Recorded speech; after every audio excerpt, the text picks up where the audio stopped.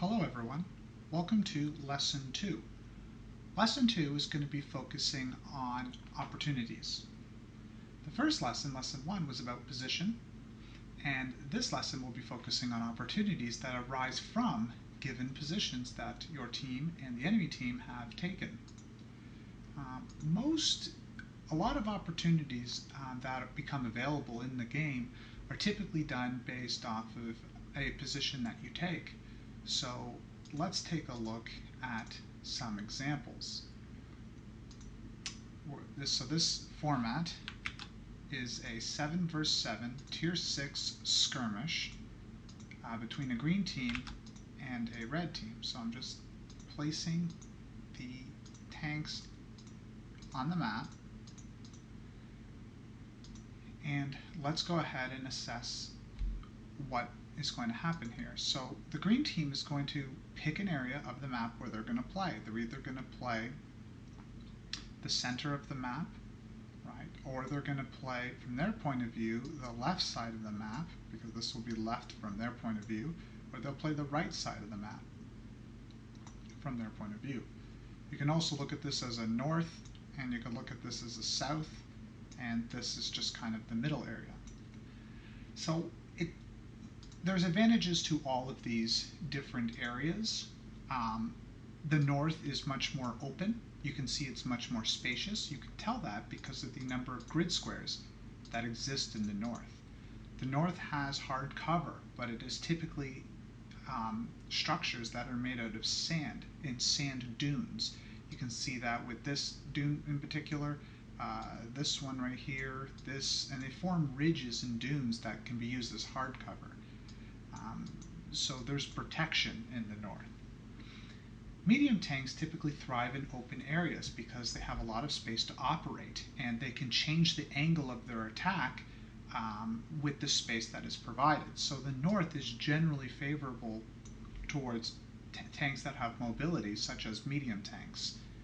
The south is much more corridor in nature. The dunes are much fewer, the space is much fewer. This is where tank destroyers and heavy tanks and high alpha guns will typically be favored, as well as heavily armored vehicles. You'll see them commonly play the south. The middle position, it offers an access point into the enemy's position, but there are risks to the middle, in that they can be crossfired from both the north and the south.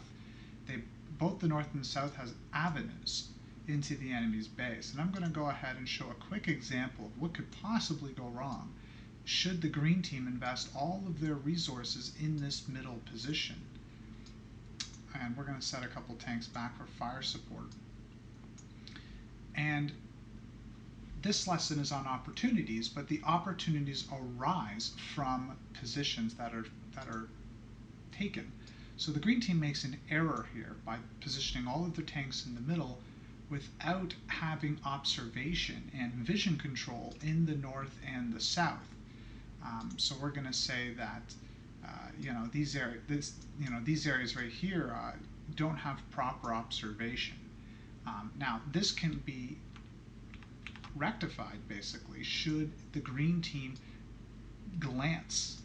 For example, let's say he pokes up this ridge and therefore gains some spotting, some vision of areas outside of the middle.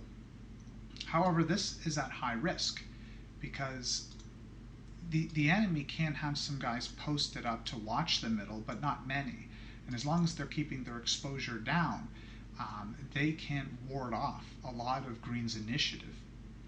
And what's going to make green's push very difficult is should the enemy play in the south and then move up through this city. There's like a palace around here, and you can use that as hard cover, as well as a lot of the village here, the village buildings, which can really masquerade that tank from lines of sight and lines of fire. It can protect them. And should the enemy also be in the north, it could pose a little bit of a problem for the guys in the middle as well. And the opportunity here is that green is very congested. They're globbed up into a ball, which has the advantage of numbers and has the advantage of being able to support one another, but it has map disadvantages. And red has an opportunity to set up a crossfire and fight the green team in multiple directions. Can attack in this direction, can attack in this direction, can attack in this direction. And in terms of the other tanks, they could easily rotate to the other areas of the map and potentially get behind the enemy, creating a lot of problems for the green team to deal with. Let's say that these tanks are kind of playing in this fashion.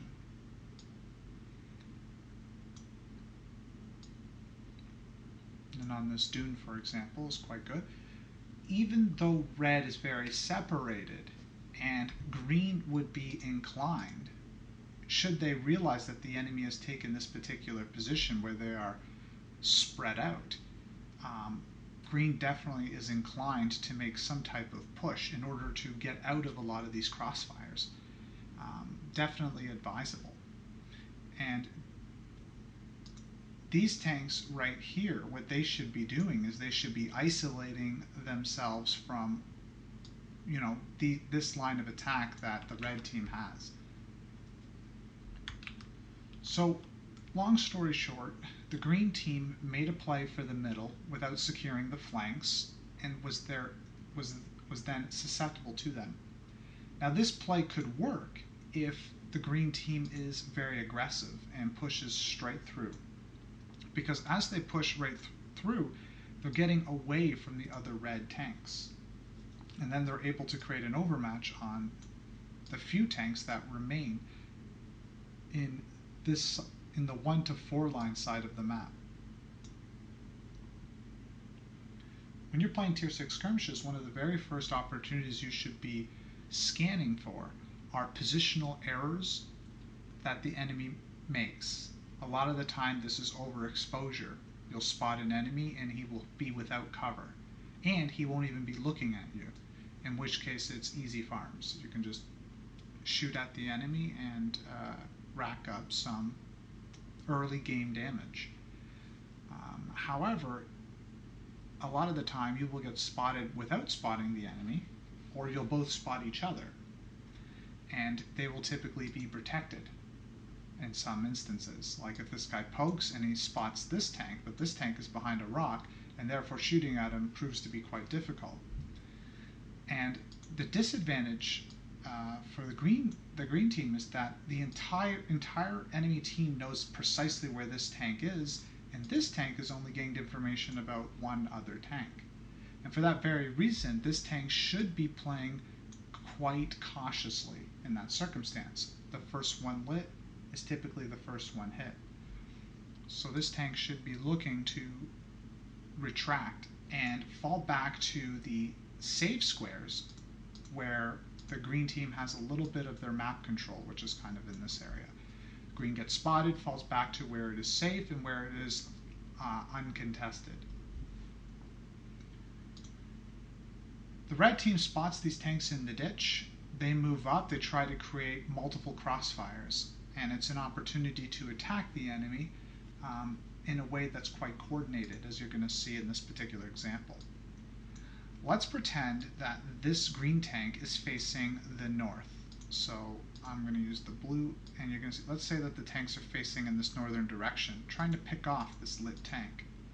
Well, this tank wasn't spotted at the time, and let's say he does get spotted. He has a quick couple of second window to farm some early damage on these green tanks who are not looking at him. After he shoots his gun, he should worry about how to protect himself from counterfire. So let's say he gets behind the buildings. And now these green tanks are in a little bit of a panic mode because they spotted two tanks, but they're on opposite sides. So all of them are now worrying about how they can protect themselves from both of these guns as opposed to just one. So you've already put some pressure on the enemy. And this tank, once he starts to realize that there's an engagement, right? Because there's an engagement, that should be like a red flag for these tanks that are inactive at the current point in time to become active. If you notice that your teammates are active, that's a telltale sign that you need to be active yourself, because there's a window of opportunity. We'll call it a distracted tank for now. So these green tanks are said to be distracted, in which case they are vulnerable. So the red tank will try to move in order to become relevant to the fight. Let's say he tries to side scrape off this corner and tries to engage in the fight. And what this tank should be doing, as well as these two tanks, is they should be minimizing their exposure, because they're engaging against multiple guns. So from their point of view, they see 4 guns that are dead set in front of them, these 4 guys. They don't quite have these guys spotted yet, or maybe they spotted a few. In which case, if they do have these guys spotted, the red team, then they should protect themselves from these guys as a priority. And if they can't necessarily put pressure on these guys while these guys are here, then these guys need to fall back until these guys can become relevant in the position. And red has an advantage here because red has multiple angles of attack. There's pressure in all of these separate directions that red is exerting on the green position, and just that alone is just showing kind of the different possibilities, different avenues of attack. And when the enemy, when a particular player gets hit from multiple directions, they tend to cover themselves up. They tend to get protected. All of a sudden, getting damage isn't important anymore. It's more about getting safe. So this is an example where red has more map control. And with that map control, red controls the north, red controls the south, red obviously controls their side. And because they have this more map control, they're able to use the areas of the map to create crossfires, and it's an opportunity to put a lot of pressure on the enemy. Points of engagement that are favorable to your team. Green has a couple of options, but one of the better options is that they need to do one of 2 things. They need to mitigate some of the angles that they're being attacked from, and if that means wedging themselves between rocks inside the ditch, maybe they need to nestle themselves next to or between various types of map obstacles, such as rocks, hills, dunes, etc., even dead tanks in some cases. But their priority should be to mitigate the intake of damage that they're taking. If green can successfully protect themselves from the northern threat and the southern threat and just focus on the middle threat, if they can do that alone, then green would all of a sudden have the advantage, because they have created an overmatch, in which case this tank, if this tank realizes that these guys are no longer engaged with the northern and southern targets, then this guy needs to disengage. There's a small opportunity of escape, and it's very small, and you have to judge the position appropriately to determine, are these tanks in a distracted state? Are they in a focused state? So those are the 2 main states, or dormant state is another one. A focused state means that they're locked onto you. They're driving towards you, they know you're there, and they're coming for you. This is typically very transparent. You will know when this is happening if the enemy is spotted.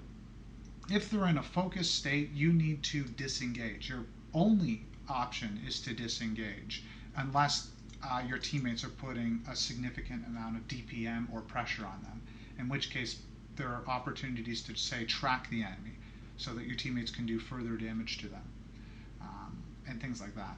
Or just get more damage in there and just, invest your hit points. Say this guy invests his hit points just to put extra DPM on these guys and distract them from engaging your teammates in the north-south.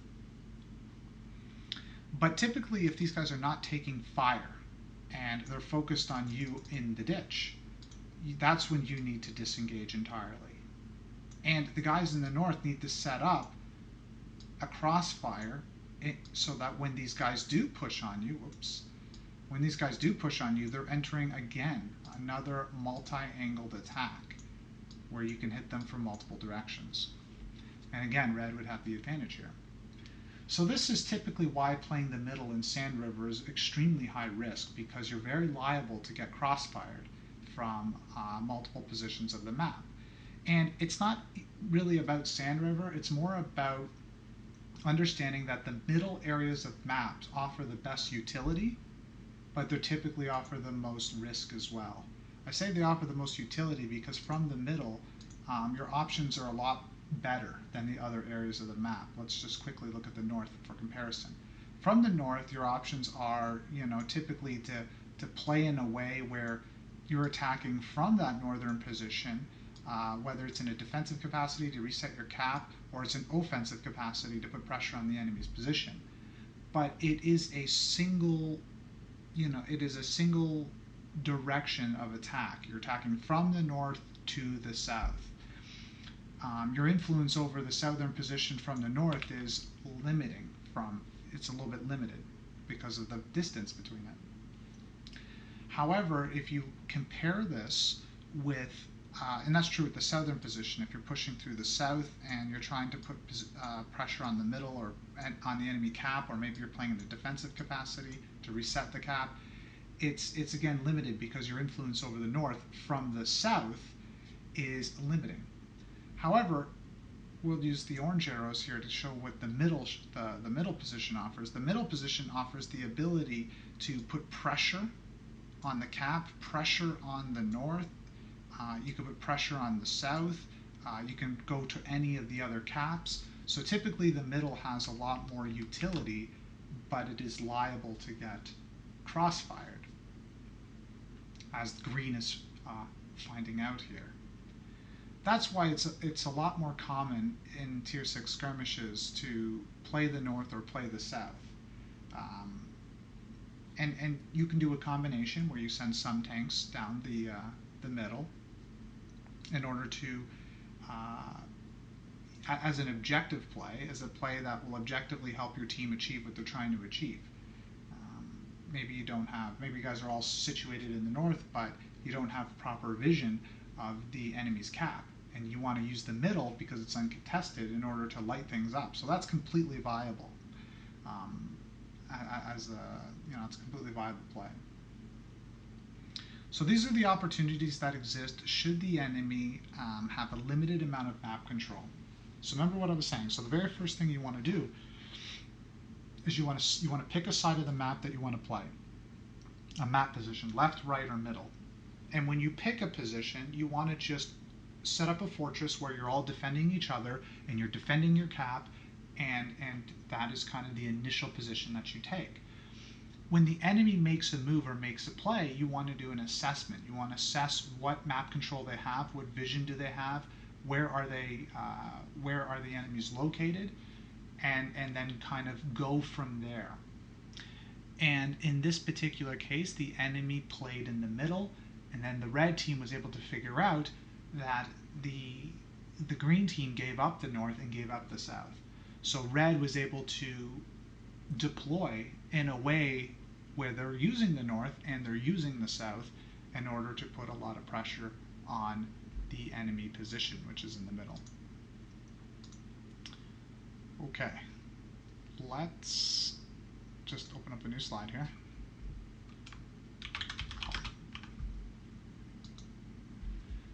Okay, so that is opportunities that exist with a lack of map control by the enemy. There are countless other opportunities that can exist, but let's look at a couple of common ones that you will run into in Tier 6 skirmishes commonly. The other play that typically happens are splits. And splits can happen if the enemy is completely offside from the rest of their main effort, but splits can also exist if enemies are simply overextended from their main support group.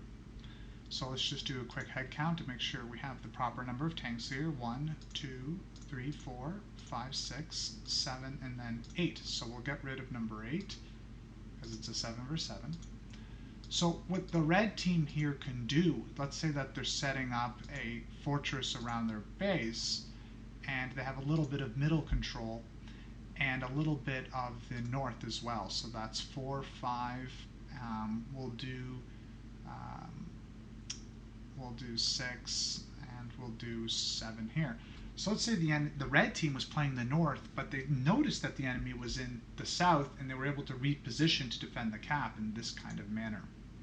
So the first thing you're assessing is what areas of the map does the green team control? Well, we know that they control the south, and we know that they have some control. So they have control over the south, and we know that the red team's map control is, of course, their cap, as well as pretty much the northern area. So these are kind of the destinations that are being controlled by both teams, and it's kind of a north versus south fight. Now, in this position, the red team should be minimizing their exposure, and if they do what's called a poke, where they stick their tank up in order to try to shoot one of the green tanks, they shouldn't do this in isolation. One tank shouldn't be poking while the rest of them don't. Let's pretend that your team is doing what's called a rotation. Let's say that this tank is out of the fight and he wants to rotate here. So this tank is said to be in motion, or he's in rotation. So because he's in rotation, it means you have one gun that's semi out of the fight. And let's say that this tank, for some reason, he wants to swing down here to try to get some pressure here. So he's in rotation.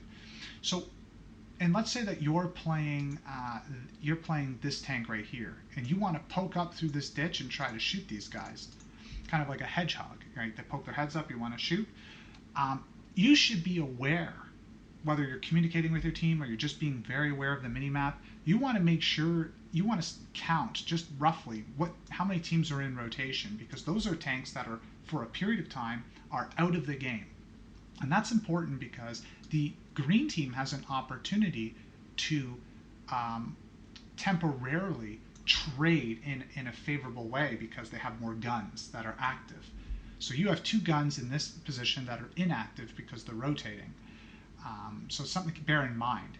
And the way that you can apply that to your game is if your team is rotating, meaning moving from one position to the other, what you want to do is you want to minimize your activity a little bit, because you don't want to become focused by the enemy team. If all of your guys are not poking and taking shots and you are, the green team is going to shoot you. You're going to poke and get 1 shot of damage, but you're going to get hit 3 times. And let's say the other 4 miss you. So 4 miss you or bounce, but the other 3 hit you. And that's a bad trade. You took 1 shot, you took 3 shots of damage, and the enemy team took 1 shot of damage. They're winning now, because they're trading better. So you just want to make sure that you're aware of how active your team is. And your activity should be based on your team's activity, and vice versa. So something to bear in mind. Also, when you're looking at this position, you're going to kind of scan for a weakness. You're scanning and scanning and scanning. And what you probably detected is that an easy target for the red team to focus on is this guy right here, because he's a little bit isolated from the rest of the tanks. So so there's an opportunity here, because remember, we're scanning for opportunities. There's an opportunity here to out-trade him. He has 1 gun, and these tanks will simply have more guns in combination than a single tank. So they want to use that advantage. Even if this tank is more hull down, more protected, maybe it has more hit points, let's say these guys are all at half health and this guy's full health, even if that's the case, you still have an advantage because you have more guns. And you have more hit points in terms of share. You have a higher shared HP pool. And that's another thing. If you notice that your teammate is 1 shot and you're full health, you should be trying to take the damage for your teammate, because you want to keep your teammate in the fight as long as possible. And you can do something called interceding, where you actually go in front of your teammate in a coordinated way. Don't just jump in front of them, because that's not going to work. But in a coordinated fashion, you want to intercede the gunfire if possible, because you have the HP and he doesn't. So something to bear in mind. So red's going to try to maybe focus this gun to put pressure on this guy laterally, because remember, you want to fight in 2 directions, and you always want to fight, always, but it's an advantage to fight your, as I was saying in the last video, it's an advantage to fight the enemy in more than one direction. So here, that green tank is getting focused out, and the reason that he's taking more damage than the other tanks is not because he's a worse or a better player. It has nothing to do with that. It has to do with strictly his position. And the position that he has taken is weak because of where his other teammates are. Now, if the entire team was here, then his position isn't weak anymore.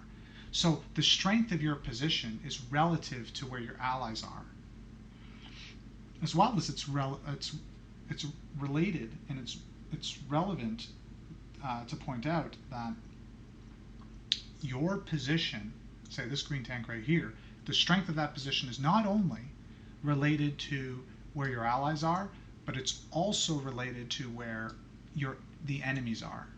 And because this guy is in a position where he's getting hit from multiple red tanks, we can call this, relatively speaking, a bad position. So players that typically make these errors, and by the way, these errors occur at every level, no one's exempt, but where they will happen more frequently is at the lower rated levels, where you have players who are just slightly below average and so on. So this would be like the below average player, and say these players are playing at an average to above average level. You can see that they have more hard cover, they're protected, they're closer together.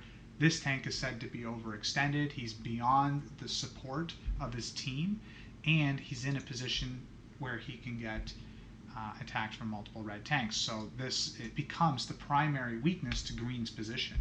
And once that tank dies, red assumes the advantage. They're 1-0, they're up one tank, and then they kind of go from there. So when you're playing a position, the green team, what you are looking for is you're looking for splits, and let's say that this tank dies. So he gets killed, and green's down a tank. But let's say this is temporary. Let's say these rotations work. So let's say the red tank gets here, and let's say that this guy finishes his rotation and he's here. Again, this is the same thing but in reverse. There is now an overextended tank by the red team, and green notices this. So what they're going to do is they're going to all aggressively pursue the isolated tank because he's isolated. And when they are doing this, the act of pursuit, you want to make sure that when you are rotating your tanks, you want to make sure that you're doing it in a way where you are not bleeding hit points from these guys on the ridge. And that's why you see this sand dune here. This sand dune is providing hard cover between, from this gunfire. If this was flat ground, then chasing this tank is really, really dangerous because you can get crossfired, right? What red is trying to achieve here is effectively a crossfire, fighting from two angles. However, I'm going to do a white arrow to show that this actually is blocked. This is blocked by the sand dune. And effectively speaking, red only has one actual angle of attack because of the hard cover. So very important. And because of the hard cover, the green team is able to do this very hard push, and they're able to kill this tank with relative ease. So now the score is tied. And the reason that red surrendered, not the reason why, but what has effectively happened is that they surrendered their advantage by making this positional error, and they gave the green team an opportunity to overmatch, to outnumber, and that's precisely what they did. And now what's going to happen is let's say the red team drops the ball, and these three tanks aggressively pursue because they want to be aggressive, they want to put pressure on their enemies, but the problem is that they're doing it in a way where they don't have proper vision, they don't have proper support, and what they've effectively done is they've created two groups here. This is group 1, and then this is group 2. And they have splintered into two groups, which again creates an opportunity for them to be isolated and overmatched. And let's say the green team positions in a way to kind of bait them in. And the way they do that is maybe they push a guy. I'm not saying this is the most effective way possible, but let's say that these tanks remain hidden, in one way or another. Let's say they're in this ditch or something, but they stay out of sight. And then what happens is, let's get rid of these red circles, and let's say that these guys are actively pursuing this one tank. But this one tank is kind of bait. He's using these rocks or whatever. He's hard to hit. Maybe he loses half of his HP during this play. Then as this guy is kind of distracted, that's when these guys swoop in. Right? These guys swoop in and just outnumber. Right? And then this guy's just giving a little bit of support to this guy. So this guy has to back off a bit because he's being pressured. And let's say that these guys are able to push in. And then they're able to get this 4-on-1 overmatch. Although they might take a little bit of pressure from this guy, and this guy might be able to put some pressure here. But let's say they're using the terrain in a way where they're mitigating a lot of this. Well, effectively what's happening, what's important in this position is, from a micro level, we're focusing on what's directly in front of us. This is what's happening at the micro level. But at the macro level, if you're looking at the position entirely, you're seeing 3 inactive tanks. And that's what's throwing this game for the red team. They had a lot of advantage, and you can see that it can turn. It can turn quite quickly. And the error, believe it or not, a lot of people, like, once this game is over, it's possible that these 3 red tanks would go, well, why were you 3 out of the fight, and they, and so on. But the reality of the situation is that these guys shouldn't have engaged without these guys. And if these guys were aware of their team's position, they would have noticed that when they were pursuing, the enemies here, they would have noticed that these guys simply, number one, aren't moving, and number two, aren't in a position to effectively support their engagement. So that's basically the opportunities that can exist in a typical game. You're looking for map control, advantages and disadvantages. What areas of the map do you have control over? What areas of the map does the enemy have control over? You're also looking for splits all the time. You're looking to see if the enemy has split into multiple groups. And you're seeing if you can isolate the groups. And even if they don't split, a lot of cases you can isolate them. Just to paint a quick picture here with some orange tanks. Let's say like they're all in a line, and like this or whatever, and then let's say that this blue tank right here is here.